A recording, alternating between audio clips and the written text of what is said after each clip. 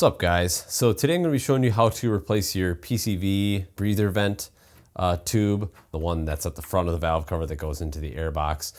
This one has cracked on me, so no longer working. So just going to show you guys kind of how to pop this guy off. So if yours is cracked or broken, or you're replacing your seal, this is all going to be one piece together. So I'd probably try cranking on the bottom part first, get the whole thing out, and then you can have some leverage with the whole thing to kind of remove this guy. But what you want to do is stick a screwdriver without stabbing yourself in between here, and this is going to break off any of just the stickiness of this rubber hose on this, kind of break it free, and then you can do that all the way around, or grab a pliers, and then you can kind of just slowly,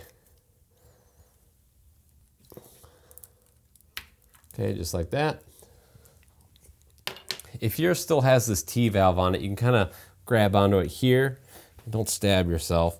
Just kind of slowly work your way in with the screwdriver.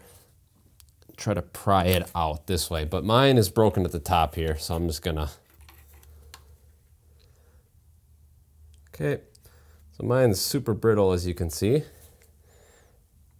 So, and that's gonna get it all off in one piece here. So, okay, stick it through, pry it out. You're probably gonna fight with this. It's not great. And now we got the old one out. Alrighty, so got the new part in right here. Its Dorman part number is 47079, in case you wanted to know. So first thing that I'm gonna do, it helps if it's not freezing cold out and it's actually kind of warm, but we're gonna get the rubber grommet in first. So kind of wedge one side in, then you can kind of move your way around. Okay, there we go. So I got it in there. And then you could either use a little bit of WD-40 or just some soapy water. I'll use a little bit of soapy water here. So not a ton, obviously you don't want soapy water in there, but just enough to kind of, you know, allow you to kind of squeak it in here.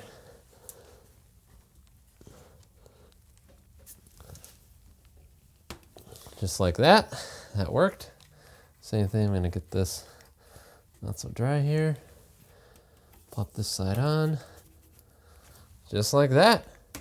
And we are good to go. So that's how you replace the actual little breather valve right there on your GTJ. Also work for your old anything basically with a 4-liter in it. And obviously how to get that rubber grommet out too. So regardless of whatever part you're fixing, that's how you do it. So anyway, guys, hopefully you guys found this video helpful. If you did, give the video a thumbs up. That helps me out a bunch. Definitely consider subscribing if you are not subscribed already. And I'll catch you guys in the next video.